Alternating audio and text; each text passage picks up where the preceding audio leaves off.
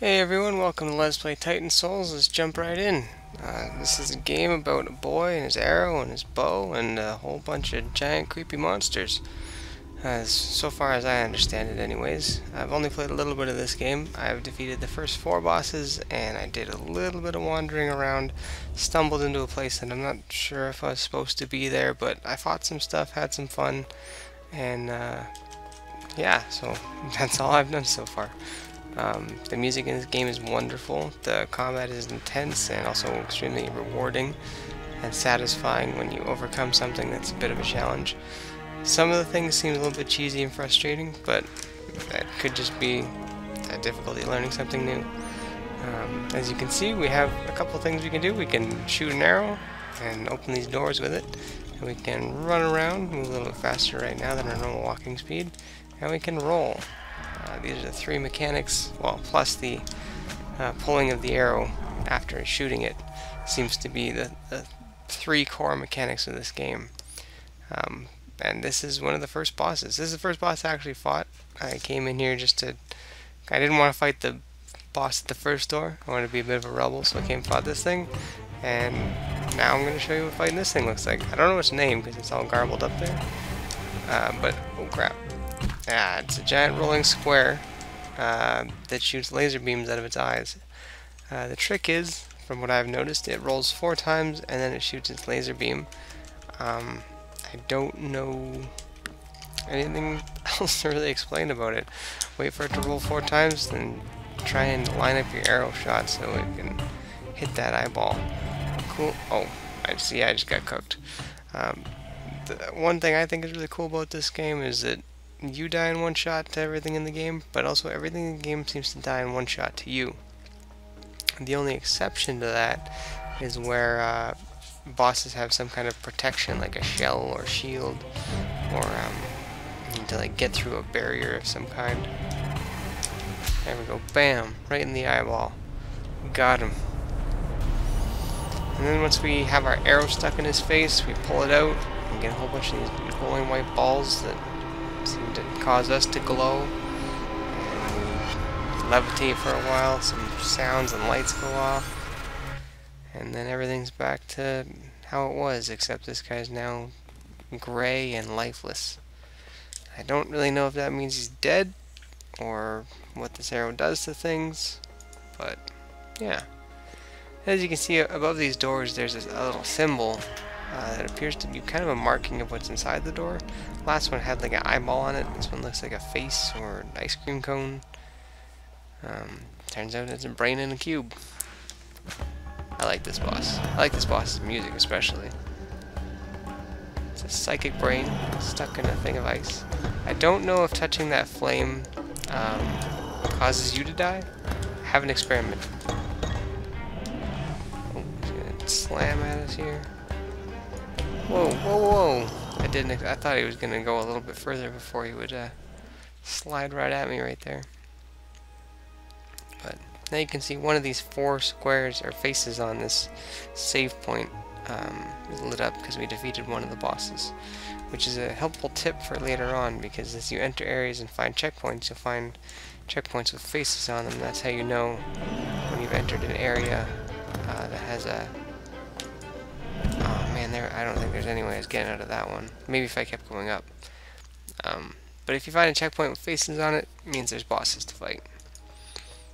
And then once you clear them all, they're all highlighted and you move on, I guess. That's all I've seen and figured out so far. Whoa. I'm in a bad spot. I'm in a really bad spot right now. Alright, we're doing okay. I like to hang out near this center thing here, where the flame comes out. That seems to give you the best opportunity to actually shoot the brain. Yeah, I expected it that time. Should be good. Yeah, nope. No, no, no, no, no. It's not good at all. What's he gonna go for? I'm just gonna hit that one. Oh, what? I'm just noobing it up. There we go.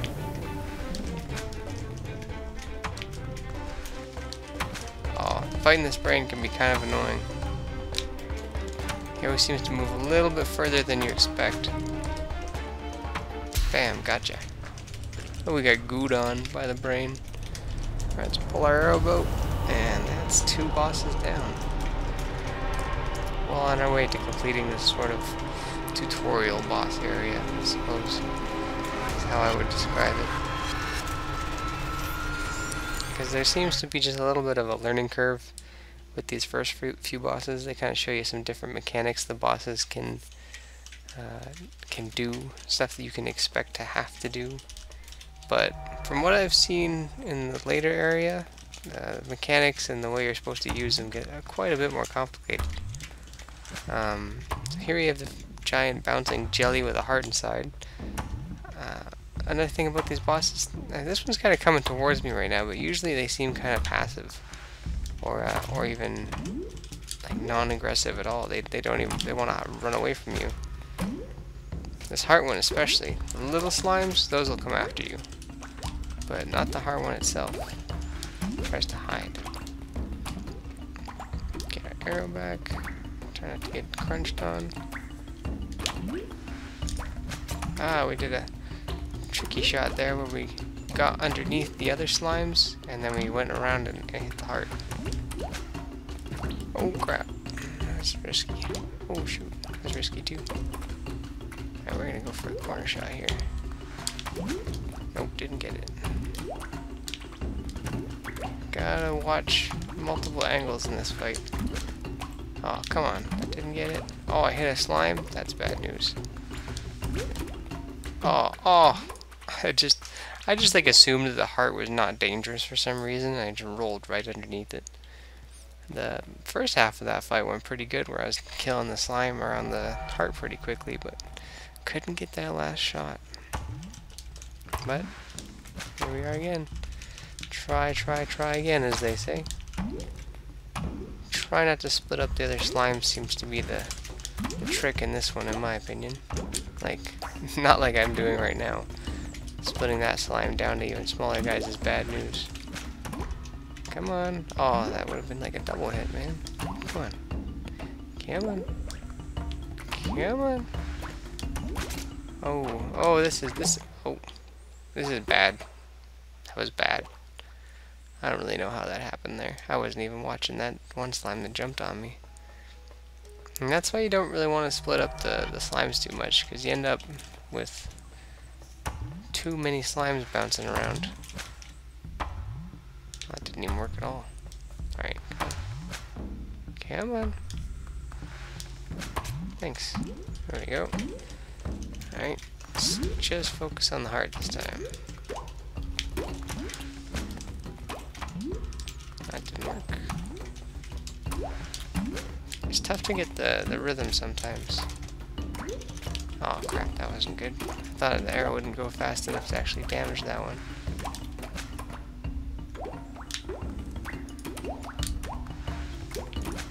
I don't know why my arrows keep going slightly off to the side. I don't know if it's because I'm aiming improperly or what, but I only thought you could go in one of 8 directions. I don't know you could go with this little, like, slightly off-center thing. Oh, I guess you can, now that I actually look.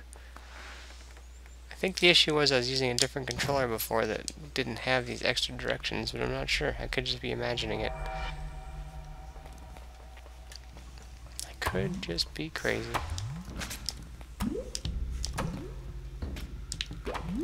Oh, I missed it again. Don't want to... Oh, I tried to avoid doing that.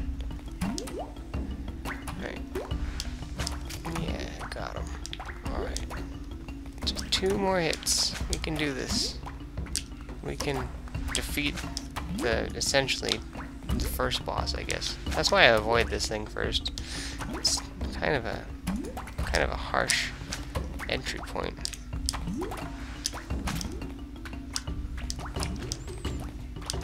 Oh jeez. Oh jeez, this just went to shit. Oh yeah, this went way bad. Oh, this just got even worse.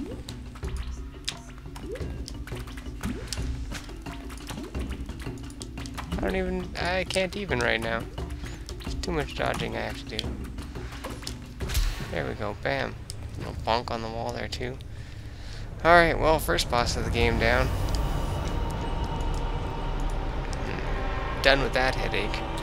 That's probably the hardest boss I've dealt with so far, in terms of like own personal difficulty. Like even the other stuff I'm gonna go fight later, I don't have such a headache fighting that stuff. I don't know what the deal is with this bouncy slime boss, but man. IMO should be Area 2 boss. Too much for Area 1. Glad I didn't fight that boss as my first one for the game. I like this boss. Giant Golem. So they're smashing you with his fists. I really get like a Legend of Zelda feel from this guy. So the trick is that, yeah, as you see, he's gonna eventually switch hands. And you want to be ready to shoot an arrow when he switches hands, not quite underneath his fist when he switches hands. Little bonus tip I learned the hard way: you can't roll through his fists, because I have tried to roll through his fists when he's been smashing me on the other side of it. It doesn't work. Hard lesson to learn.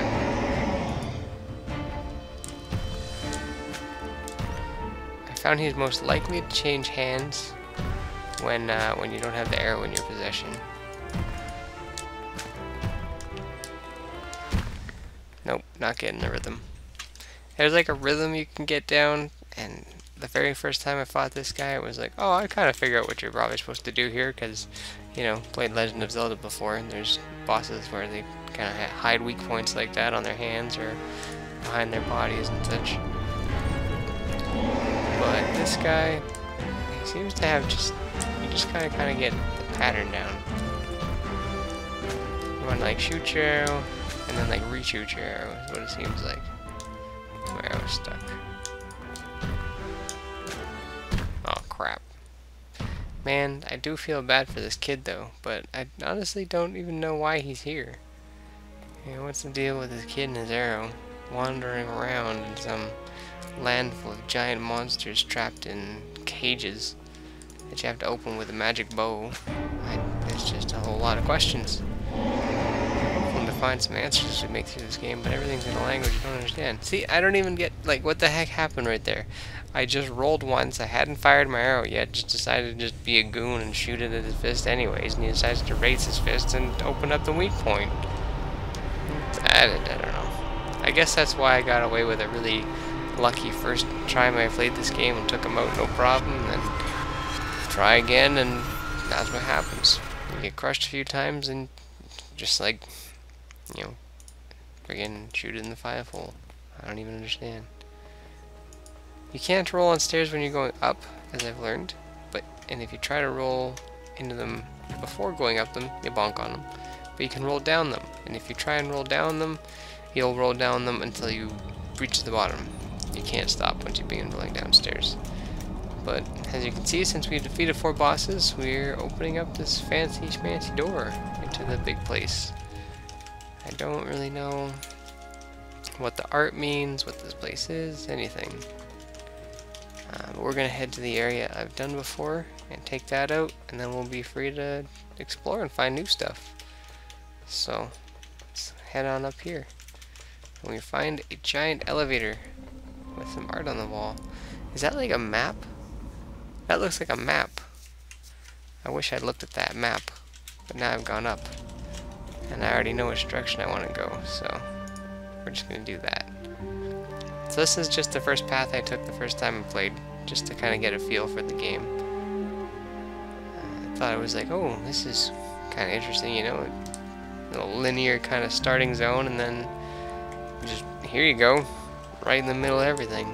So I was like, alright, well, I like water levels and I like ice levels, let's head off in this direction. Climbing some stairs, checking out the scenery.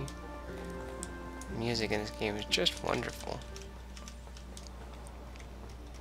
And then it kind of quiets down, find this door. I figured this was probably a boss of some kind, or at least like a dungeon. But it's just a way to transition between areas. So we end up in Snowland or Iceland.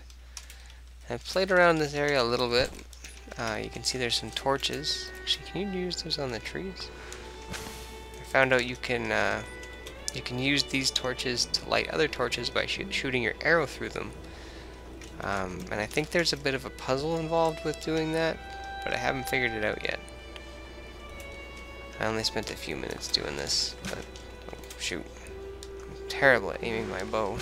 See, you can light this torch up here, and you can light other torches, and I don't quite understand the purpose of it yet, but I assume there's got to be some reason. And as you can see, there's 3 bosses in this area. By touching that checkpoint, we find out.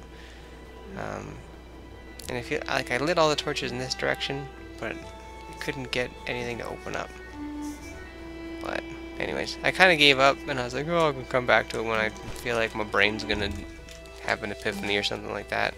Came in here and I was like, ooh, another elevator. Figured it wouldn't work, but lo and behold, you can descend once more. And this is the area I ended up in the first time I played this game, and I'm going to show you guys what's in here. We'll experience it together, and then we're going to move on to completely fresh territory for me, and hopefully some cool stuff for you guys to see. This area has some really funky beats, and some bosses with cool songs. I'll go to, well actually we should touch the checkpoint before we do anything stupid. Here's the checkpoint. You can see there's 3 bosses in this area as well. There's kind of magma lava land with crystals and fire. This is the first boss I went to down here. Giant purple flaming lava rock thing. He's gonna jump up here and then roll at me. And everywhere this guy rolls, oops, I rolled in the wrong direction. Everywhere he rolls, he leaves a path of flame, as you can see. Roll into any of those little pieces of flame, and you're instantly toasted. The key to this boss that I've figured out is kind of similar to the rolling box thing that we dealt with earlier that shoots laser beams.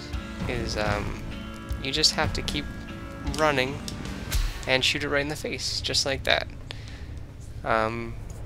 That's actually the easiest time I've actually had with this boss, but it's just basically a lot of the same. He'll roll around in fire, try and roll on top of you, make more paths of flame, and he can trap you inside of them sometimes. That can be a bit frustrating. And he'll constantly, keep doing that jump up in the air and then roll at you really fast attack.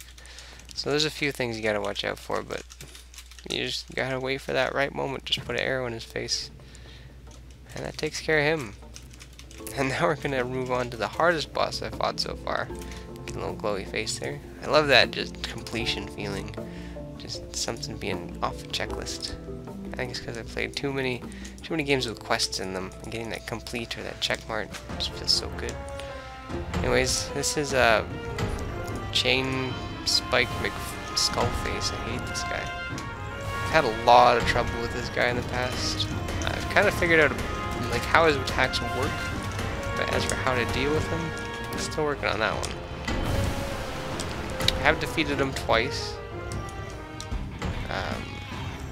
The trick, like, see how he tries to lunge towards you, and then if you make him turn, he doesn't like doing that, so he oh shoot, that was really close. If you make him turn 3 times like I'm about to here, make him turn once, see, to turn there, and turn again. I do that one more time, and start to spin, like that. And after he's done spinning, he jumps in the air.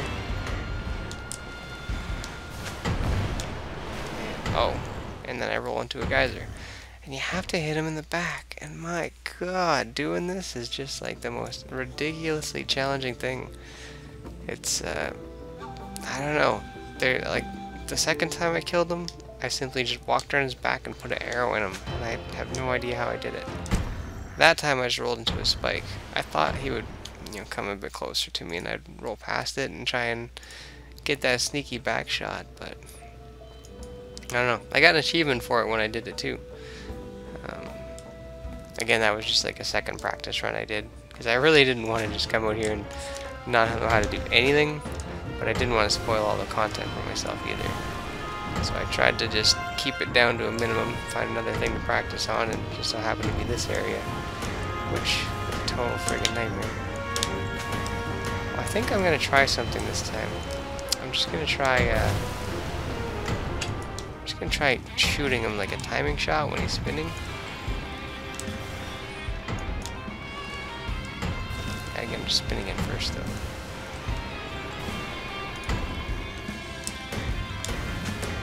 Wow. Wow.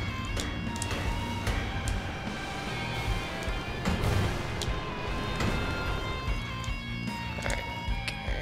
Oh, got stuck.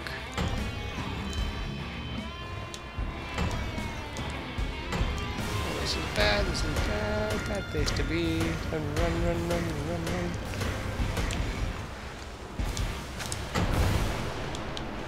I always try to do this thing where I like shoot my arrow into him, and then under him, and then pull it back. I figure that's a possible way to get a shot on him there. See how he's gonna...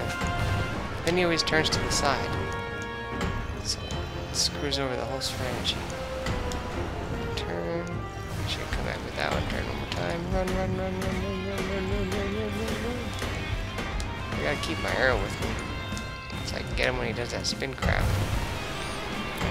This way, make him turn.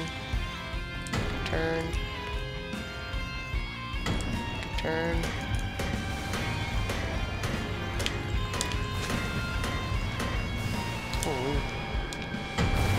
Come at me, dude. Turn. And turn. Oh, sniper. Bam. Well, that's how we do it now, I guess. That seems to be the best strategy that I've tried so far, because that actually kind of worked when I tried it. I think every other time I had a strategy that I tried, it was kind of just me running around like an idiot for half an hour. That worked pretty good, though.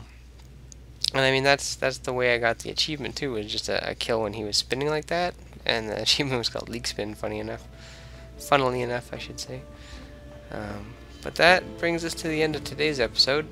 Tomorrow we'll be going at this hidden boss behind the waterfall here, but that'll be for next time. So like, comment, and subscribe, and I will talk to you guys next time. Bye for now. Thanks for watching.